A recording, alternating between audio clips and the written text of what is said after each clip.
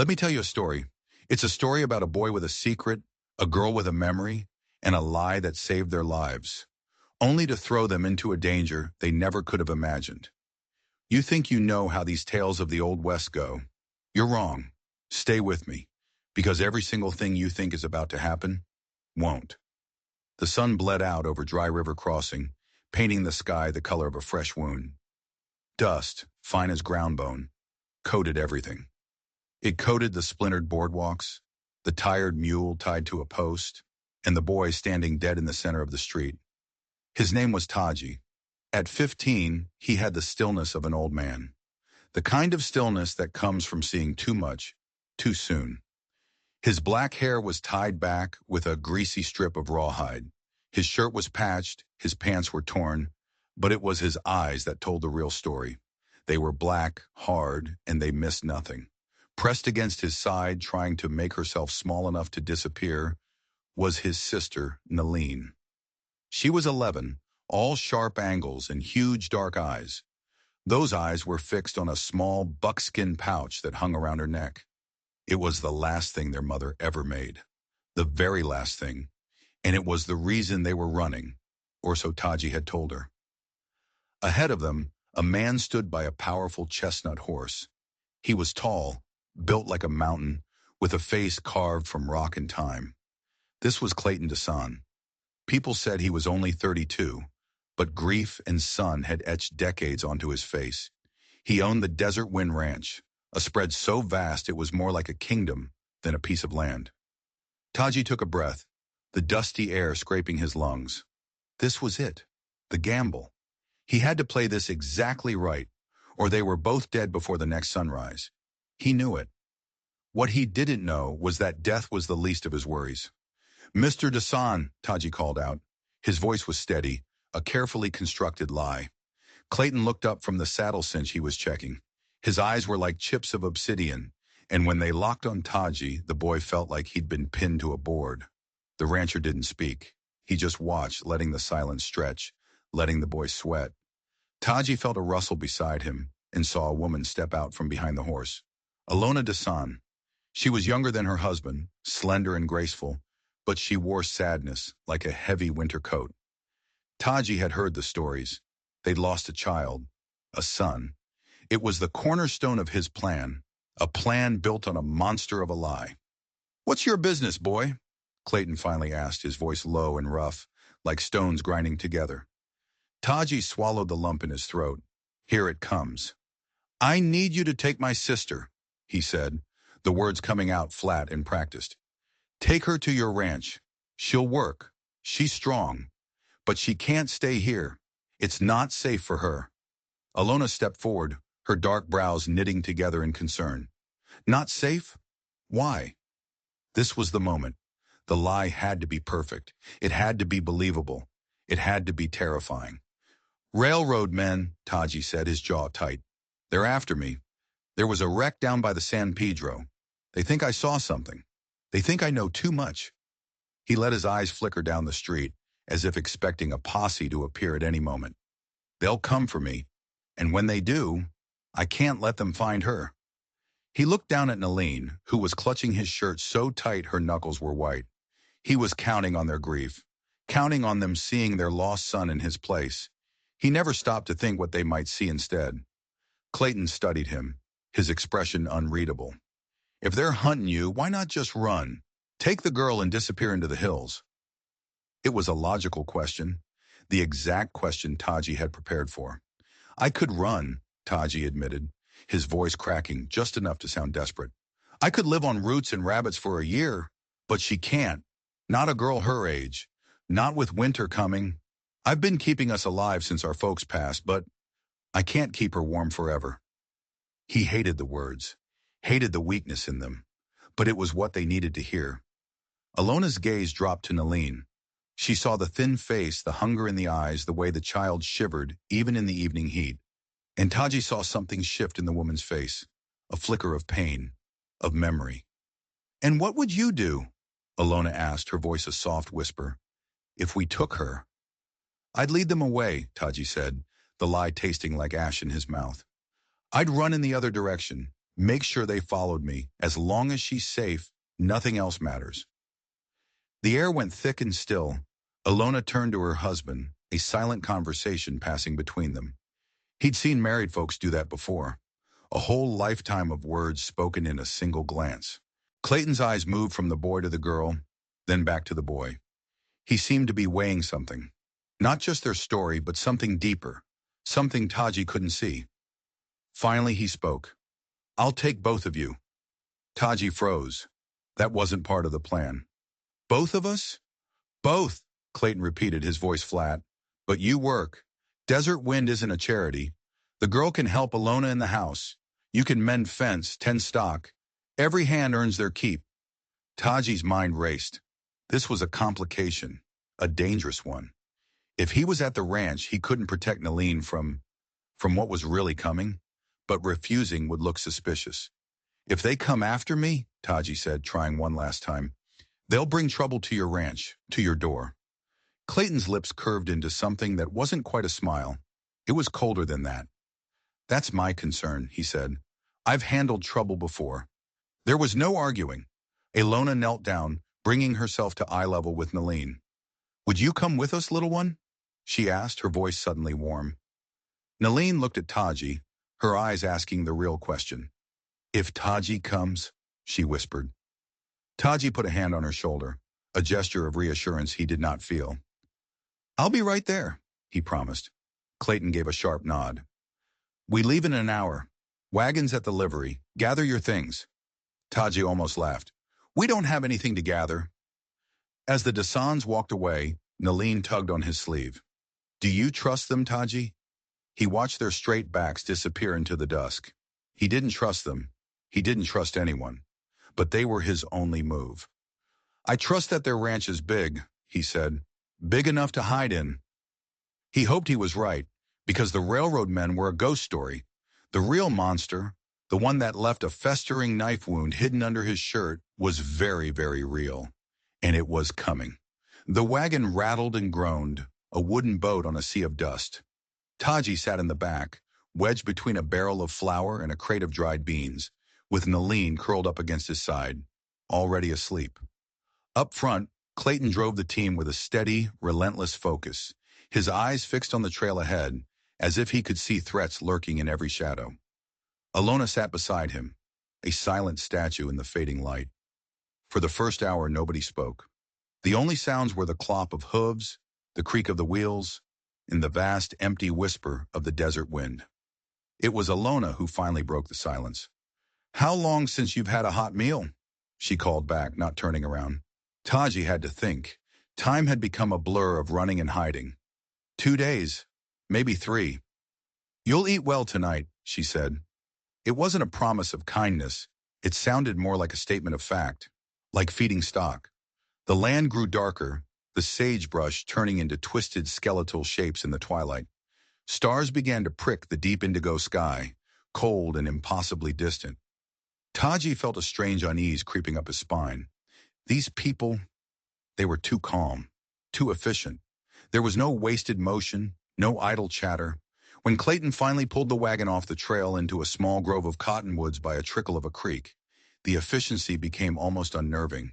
He unhitched the team with a fluid economy of movement, while Alona had a fire crackling to life in minutes, as if she'd done it in this exact spot 1,000 times before.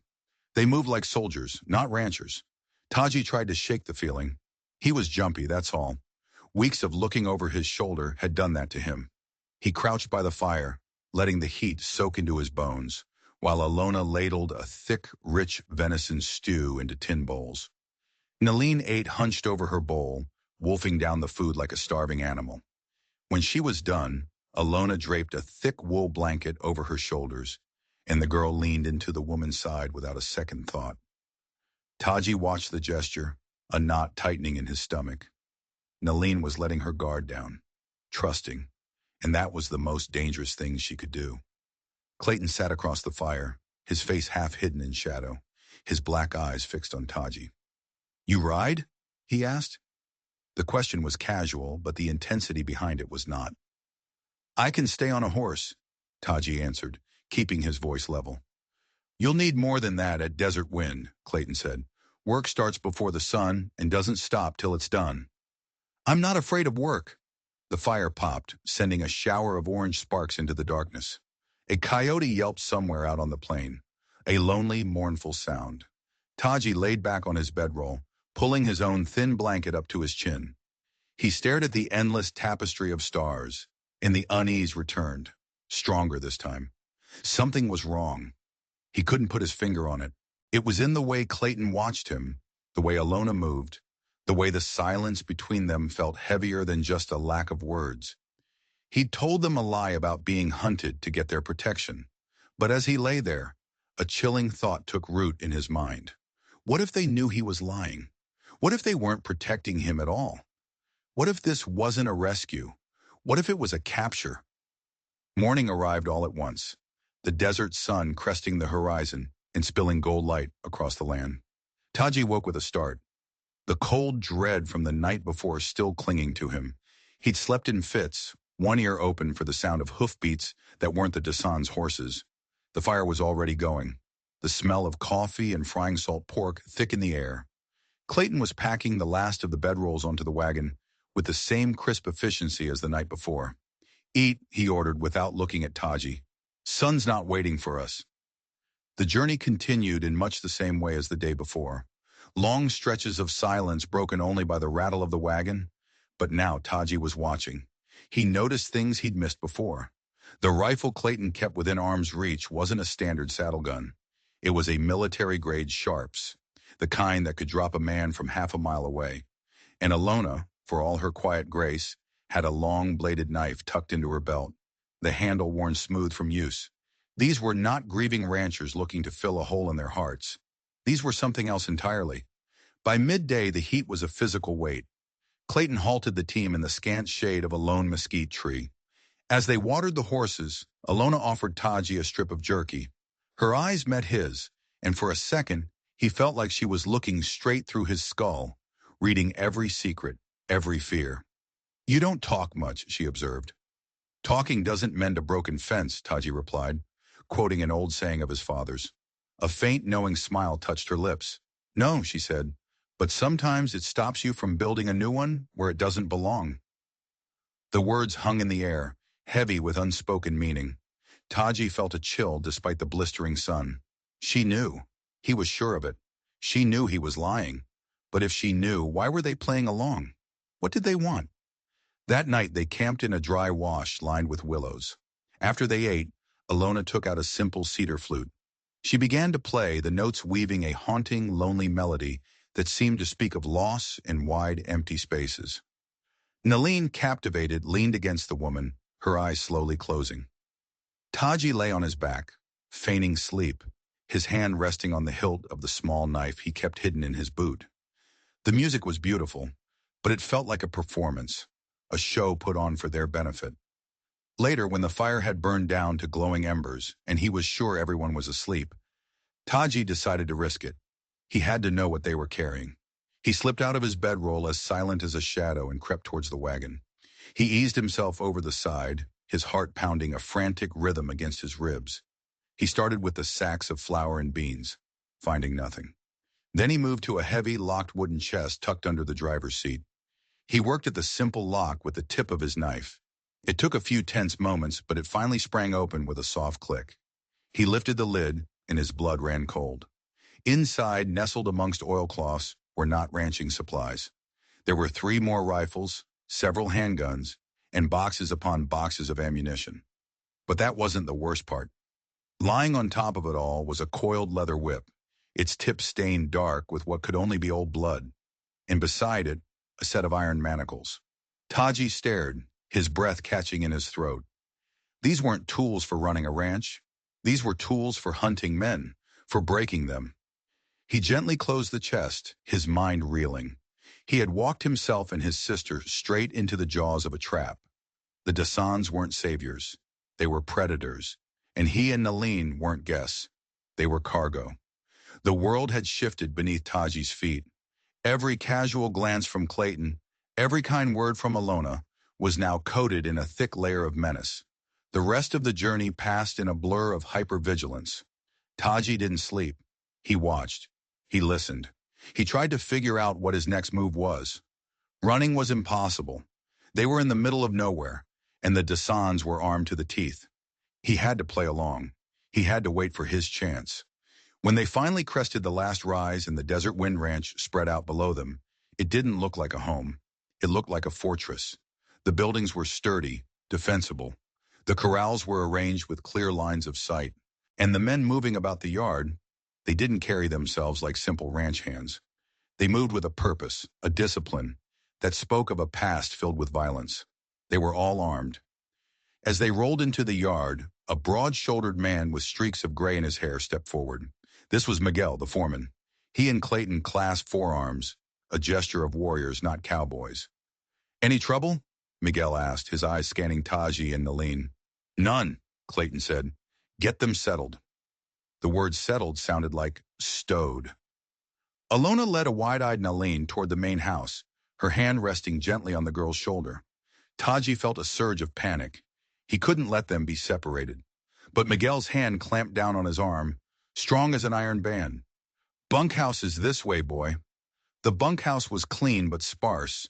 Miguel showed him a small, windowless room at the very end of a long hall. "You and the girl stay here. Don't wander." It wasn't a suggestion, it was an order. The door had a heavy bolt on the outside. Taji's heart hammered against his ribs. This was a prison. He spent the next few hours in a state of quiet terror, waiting for Nalin. When she finally appeared, she was beaming. "Taji, you should see the kitchen. It's huge. And Alona gave me this." She held up a small, hand-carved wooden bird. "She said she makes them when she's thinking." Taji took the bird. It was expertly made, but it felt cold in his hand. Alona was good at this. The gentle voice, the small gifts. She was lulling Nalin into a false sense of security, worming her way into the girl's affections. She was isolating them from each other. He had to warn her, but how? If he told her the truth, she'd be terrified. Her fear would be obvious, and the Dassons would know he was on to them. He had to be smart about this. The next day, Clayton put him to work mending a fence on the far eastern pasture. It was back-breaking labor under a relentless sun, and Miguel never strayed more than 20 feet from him. He wasn't a work partner, he was a guard. Taji kept his head down, his hands busy, but his mind was racing, cataloging every detail of the ranch, looking for a weakness, an escape route. It was late that afternoon when the commotion started. A wild gray stallion, silver as a ghost, was tearing a corral apart, bucking and screaming, his eyes rolling white with terror. The ranch hands kept their distance. "Wild one," Miguel grunted. "Brought him in from the Mescalero canyons. Can't get a saddle on him." But Taji saw something else. It wasn't just wildness. It was pain. The horse was favoring its left foreleg. And there was something else. Something familiar about the animal. He ignored Miguel's warning shout and slipped between the rails into the corral. "Easy, boy, easy," he murmured in Apache, his voice low and calm. He moved slowly, deliberately, never making a sudden move.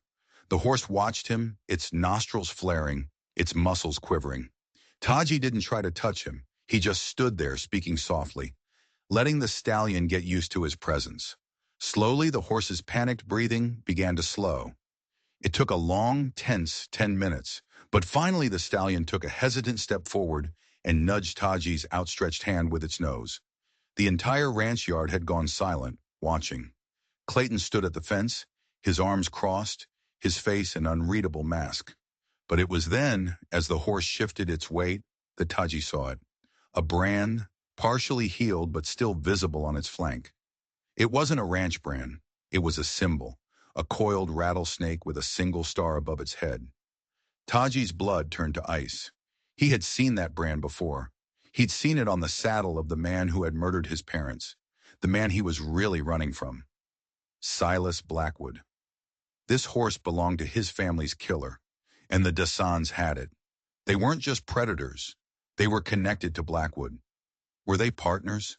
Rivals? It didn't matter. He hadn't escaped his past.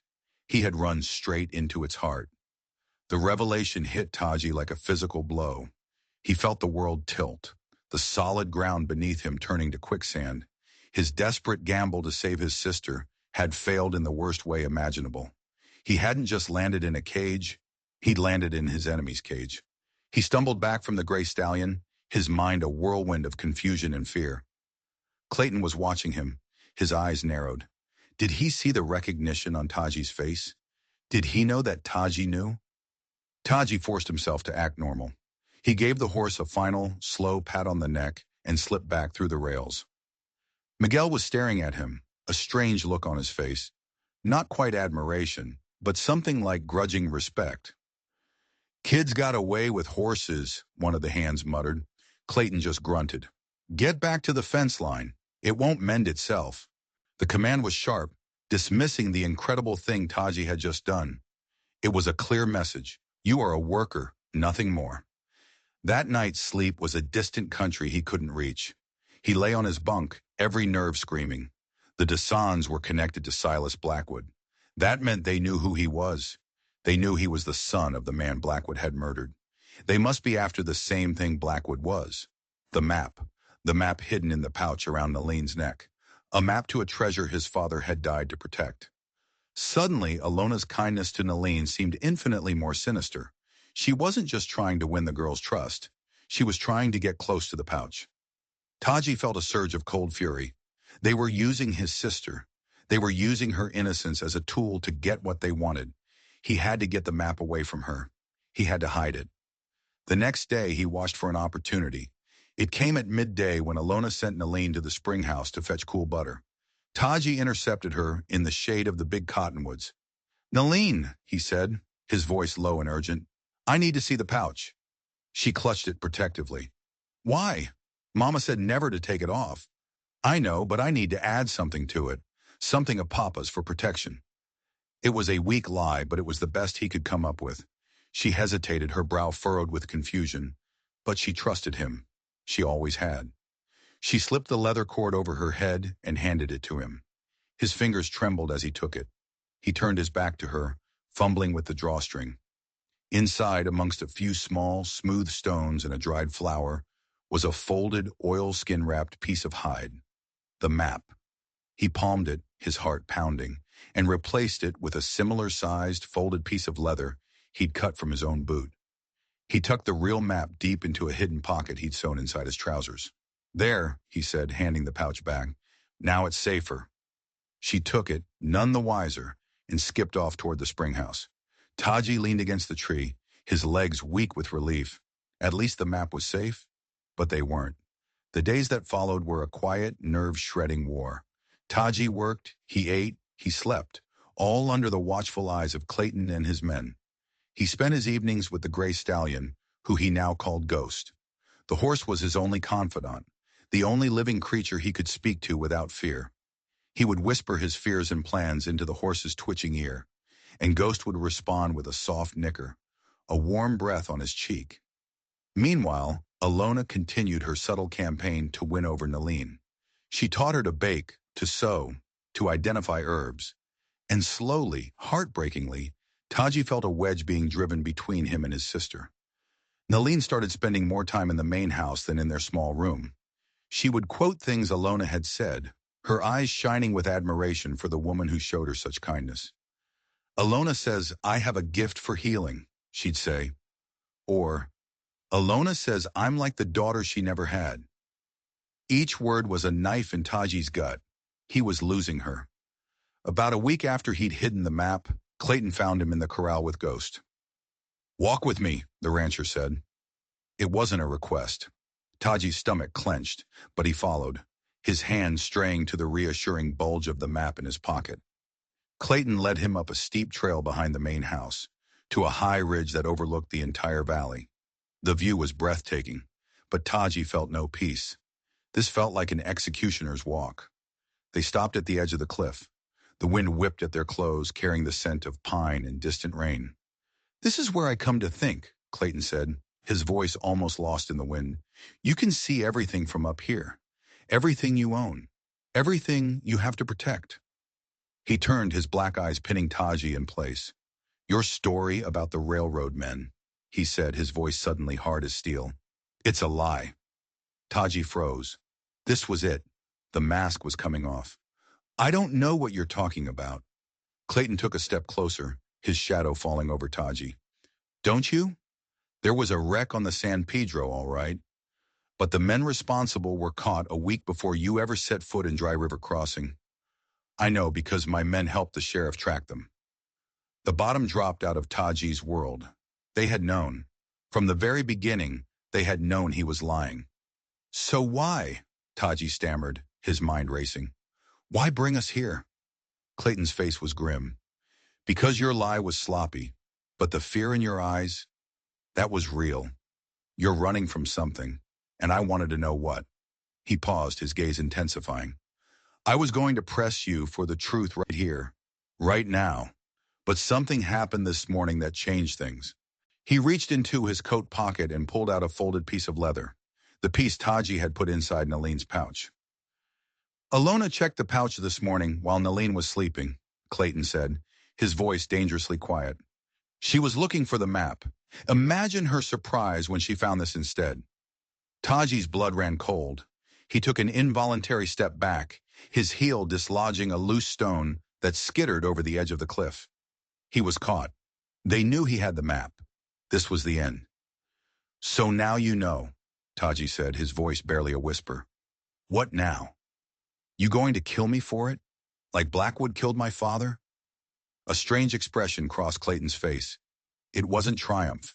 It was something else. Something Taji couldn't read. Blackwood, Clayton said, the name rolling off his tongue like a curse. So it is you. I had to be sure.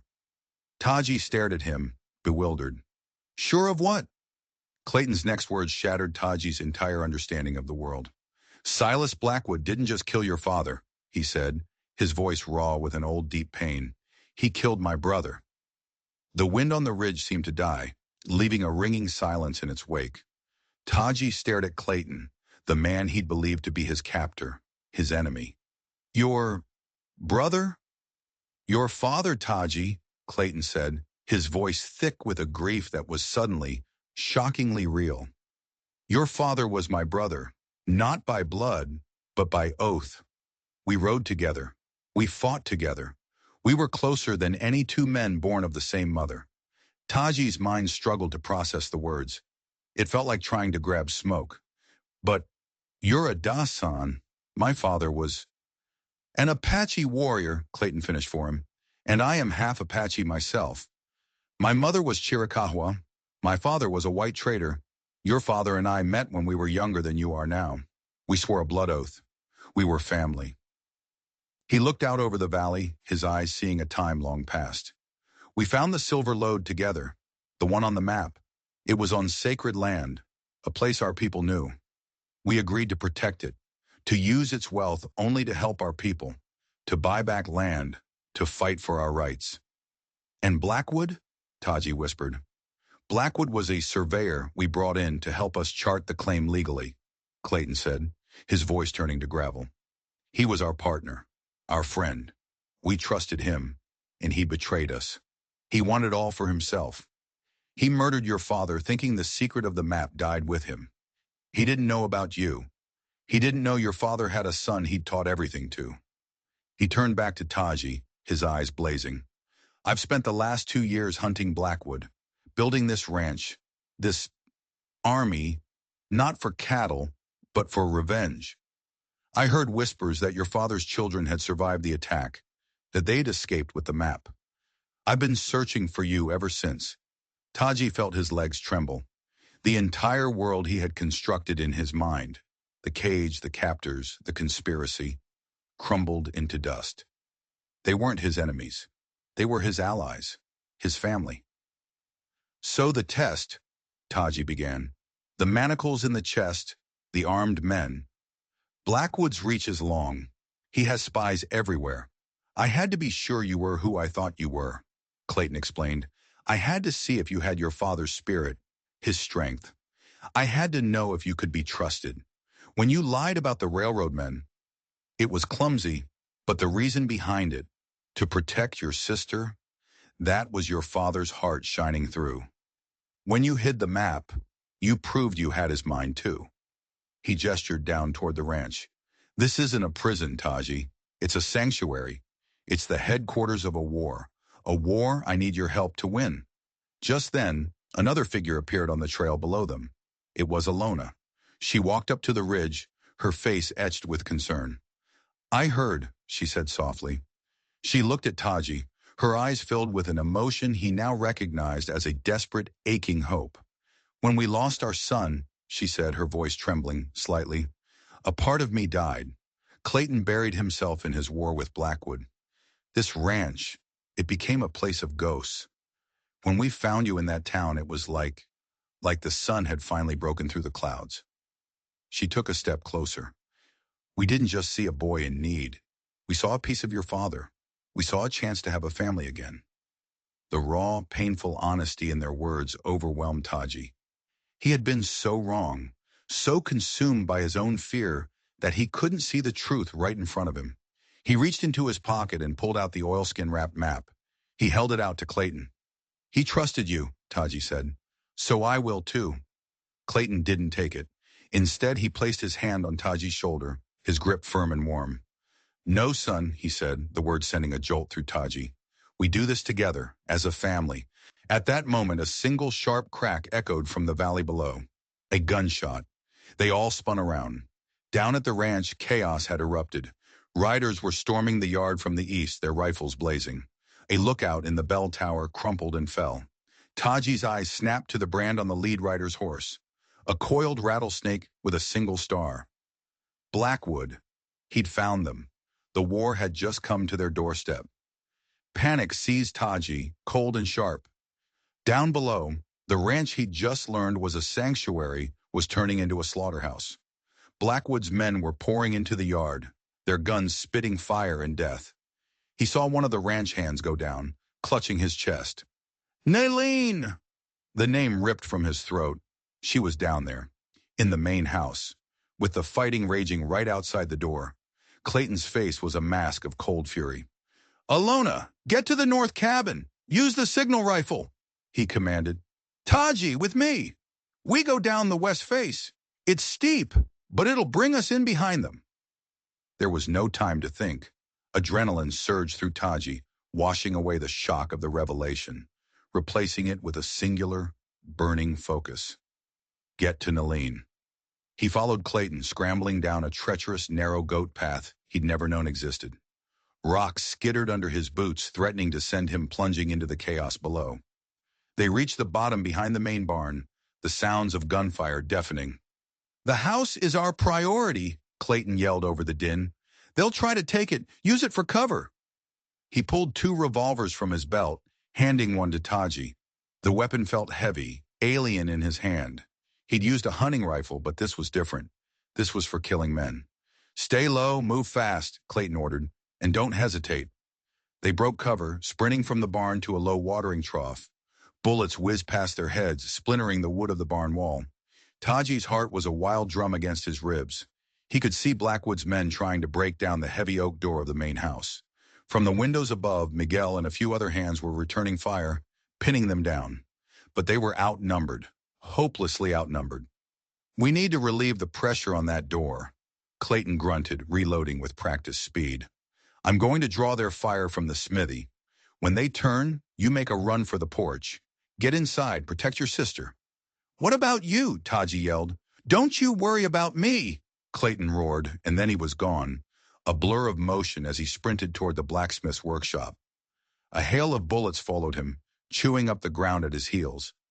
This was his chance. Taji took a deep breath, the air thick with gunpowder and the metallic smell of blood. He broke from cover, his legs pumping, his eyes locked on the porch. The world seemed to slow down. He saw the faces of the men at the door turn in surprise. He saw the flash from their rifle muzzles. He felt a searing pain rip through his left arm, spinning him around. He hit the ground hard, the revolver flying from his grasp. His vision swam. The pain in his arm was a white-hot fire. Through a haze, he saw one of Blackwood's men striding towards him, a triumphant sneer on his face, raising his rifle to finish the job. Taji closed his eyes, a single thought flashing through his mind. I failed her. Suddenly, a thunder of hooves shook the ground. A silver streak shot out from the main corral, its gates splintered and broken. It was Ghost. The stallion, wild with the noise and chaos, was charging directly at the man standing over Taji.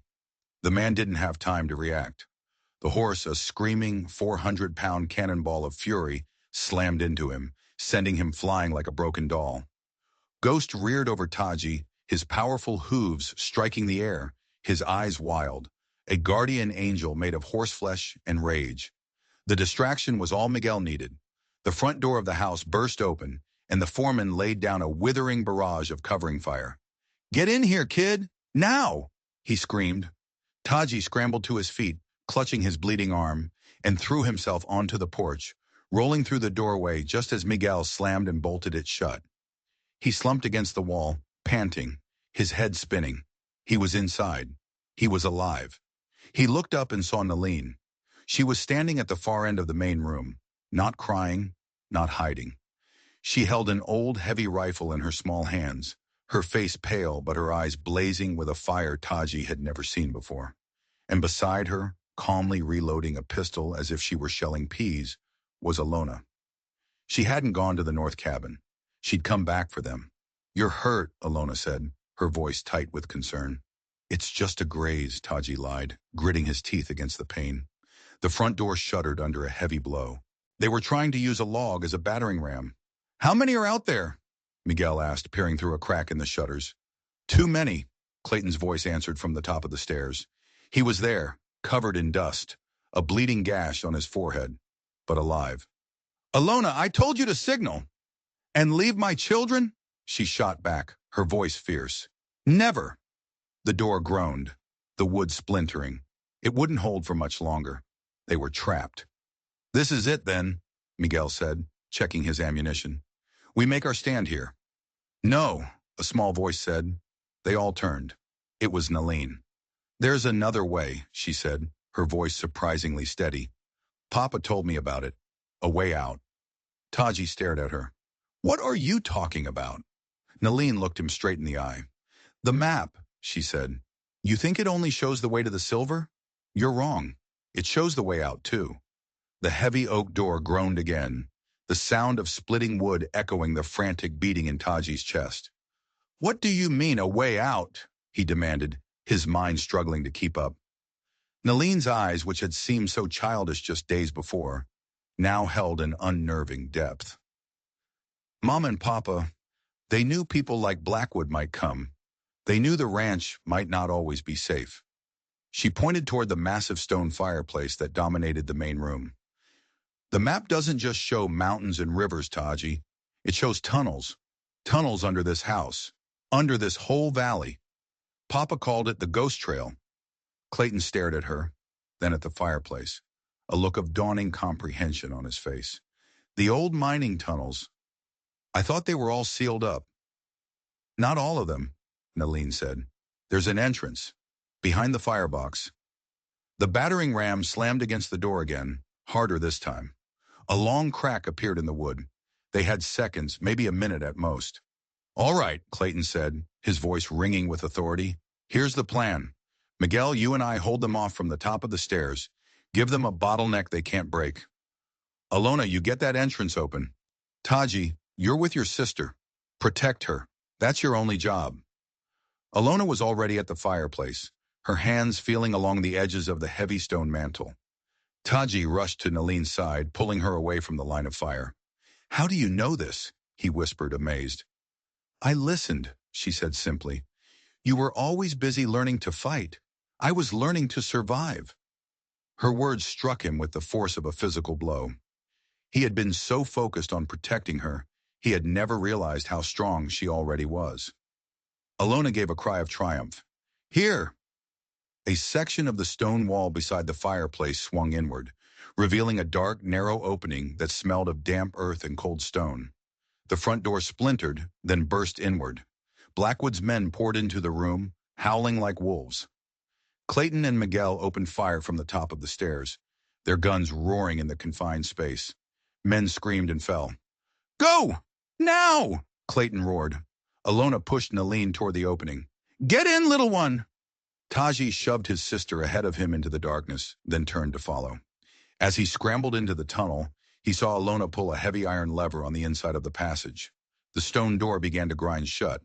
Through the narrowing gap, he saw Clayton take a bullet to the shoulder, staggering back. Miguel dragged him out of sight. The last thing Taji saw before the stone sealed them in darkness was the face of Silas Blackwood himself, stepping over the bodies of his own men, his eyes burning with a hateful fury as he saw his prize disappearing before his eyes. The passage plunged into absolute blackness.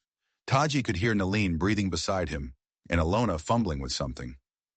A moment later, a match scraped, and the small, flickering flame of an oil lantern pushed back the suffocating dark. They were in a narrow, roughly hewn tunnel. "This way," Nalin said, her voice echoing strangely. She took the lantern from Alona and led the way without hesitation. "How do you know where you're going?" Taji asked, his injured arm throbbing with every step. "I memorized it," she said, as if it were the most obvious thing in the world. "Mama made me study the map every night for a year. She said a map in your head can't be stolen." They moved through the winding tunnels, their footsteps the only sound. The air was cold and damp. After what felt like an eternity, Nalin stopped. "We're under the main corral now," she whispered. "There's a fork here. One way goes out to the canyons, miles from here. The other," she pointed down a smaller, darker tunnel. "This one goes up, into the barn." "We have to go back," Taji said, his voice ragged. "We can't just leave them." "We're not," Alona said, her face grim in the lantern light. "We're not running. We're repositioning." She looked at Taji, her eyes hard. Clayton knew this might happen. There's a cache in the barn. Dynamite. A cold, terrible plan began to form in Taji's mind. Blackwood had taken his home, hurt his family. He wasn't going to get away with it. They emerged through a hidden trap door under a stack of hay bales in the main barn. The sounds of the battle still raged from the house, but the yard itself was eerily quiet. Peeking through a crack in the barn door, Taji could see most of Blackwood's men were focused on the siege. This was their chance. They found the cache, a heavy crate full of dynamite sticks, fuses, and blasting caps. "Blackwood thinks he has us trapped in the house," Taji said, his voice low and intense. "He has all his men focused on that one spot." Alona looked at him, seeing the hardened warrior that had replaced the desperate boy. "What are you thinking?" "He wanted the silver," Taji said, a grim smile touching his lips for the first time. "Let's give it to him." He looked at Nalin.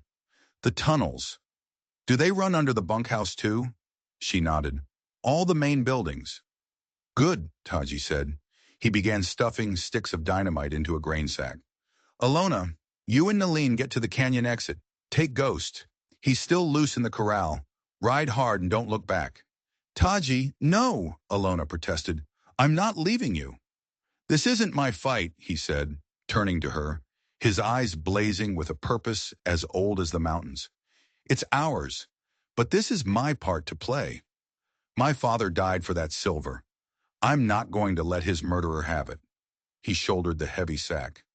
"I'm going to end this, for all of us." He was no longer running.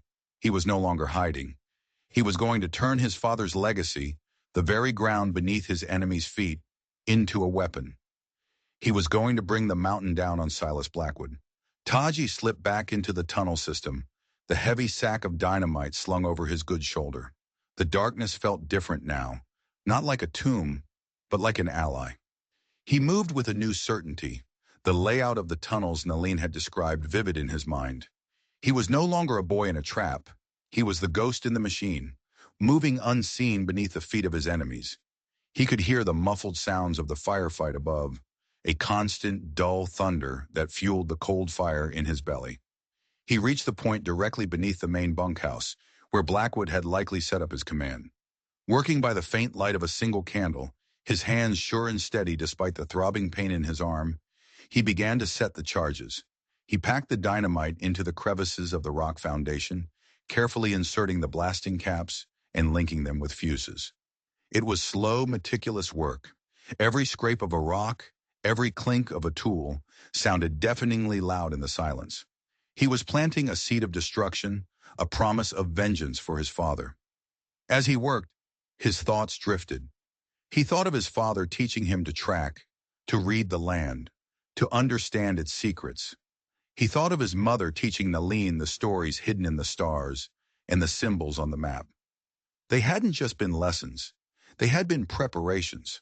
Their parents had armed them not just with a map to a treasure, but with the knowledge to defend it, to defend themselves. They had given them roots, and now he would use those roots to shake the very foundations of his enemy's world. He finished setting the last charge and cut a long fuse, giving himself just enough time to get clear. He lit the end of it with a trembling hand. The fuse sparked to life, a tiny orange snake slithering into the darkness. It was time. He scrambled back through the tunnels, his heart pounding a frantic rhythm against his ribs, not with fear, but with a terrible, exhilarating anticipation. He raced toward the main barn, the exit point they had used before. He had to see this through. He had to be sure. He emerged into the barn, the smell of hay and dust a stark contrast to the damp earth of the tunnels. He crept to the large barn doors and peered through a gap. The firefight at the house was beginning to subside. Clayton and Miguel's guns had fallen silent. For a terrifying moment, Taji thought the worst had happened. But then he saw it. Blackwood and a half dozen of his men were dragging two figures from the house. Clayton and Miguel. They were beaten, bleeding, but alive. Blackwood shoved Clayton to his knees in the middle of the yard. "The map, Dasan!" Blackwood snarled. "Where are the children? Where is the map?" Clayton just spit a wad of blood onto the dust at Blackwood's feet. "Go to hell!" Blackwood laughed, a harsh, ugly sound. He pressed the barrel of his pistol to Clayton's head. "Wrong answer. I'll find the brats myself after I—" The world erupted. A deafening roar ripped through the valley as the dynamite ignited. The ground bucked and heaved.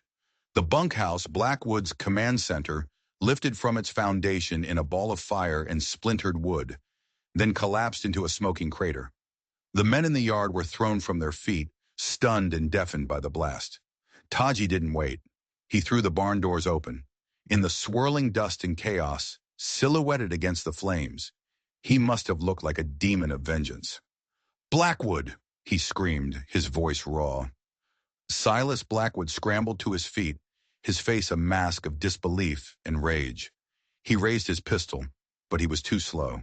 A shot rang out, not from Taji, but from the porch of the house. Miguel, slumped against a post but still fighting, had found his rifle. The bullet caught Blackwood in the shoulder, spinning him around. His pistol went flying. Taji charged. He launched himself at the man who had haunted his every waking moment, the man who had destroyed his family. They crashed to the ground, a tangle of limbs and fury. Taji was smaller, wounded, but he was fueled by a grief and rage that Blackwood could never comprehend. He rained blows down on the older man's face, all the pain and fear and loss of the past 2 years pouring out of his fists. Blackwood was strong, and he fought back, his hands closing around Taji's throat. Taji's vision began to sparkle and fade, his lungs burning. Just as his strength gave out, a silver flash appeared at the edge of his vision. Ghost, drawn by the explosion, charged into the fray. The stallion reared up and brought a powerful hoof down, not on Blackwood, but on the ground right beside his head. The impact was enough. Blackwood flinched, his grip loosening for a fraction of a second. It was all Taji needed. He twisted, grabbing the man's discarded pistol from the dust. He scrambled back, leveling the gun at the man who had taken everything from him. Blackwood lay panting in the dirt, his face bloody, his eyes filled with a shocked hatred. The fight was over.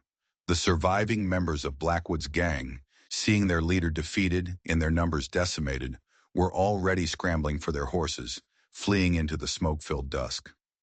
Taji stood over his father's murderer, the gun heavy in his hand. He could end it, right here. One pull of the trigger, and it would all be over. He saw Clayton staggering towards him, Alona and Nalin right behind, riding Ghost bareback from the canyon mouth. They were all there, his family, battered, bleeding, but together. He looked down at Blackwood, a pathetic, beaten man in the dirt, and he knew. Killing him like this wouldn't be justice. It would just be more killing. It wouldn't bring his father back. It would only make Taji more like the man he despised. He lowered the gun. "It's over," he said, his voice quiet but firm. Clayton reached his side, clapping a hand on his good shoulder. "No, son," he said, his voice filled with pride. It's just beginning. The sun set behind the red cliffs, bathing the smoking ruins of the ranch in a soft, forgiving light. They had lost much, but they had survived. They had fought together, bled together, and in the crucible of fire and violence, they had not just found each other, they had forged a new family, stronger than steel, more precious than any silver. Taji looked at Nalene, her small face smudged with soot, but her eyes shining bright. He looked at Alona, tending to Clayton's wounds with a fierce tenderness. This was home, not the buildings, not the land, but these people, this bond. He had started this journey with a lie meant to save his sister, and in the end, it had led him to the only truth that mattered. This story is a powerful reminder that sometimes the family we choose is the one that truly defines us. It's about finding light in the deepest darkness and realizing that true strength isn't about revenge, but about what and who you choose to build from the ashes. If this story resonated with you, and if you believe in the power of found family and fighting for what's right, do me a favor. Hit that like button and make sure you subscribe to the channel and turn on notifications. You won't want to miss the stories we have coming up. And let me know in the comments. What would you have done in Taji's place at that final moment? I'd love to hear your thoughts. Thanks for listening.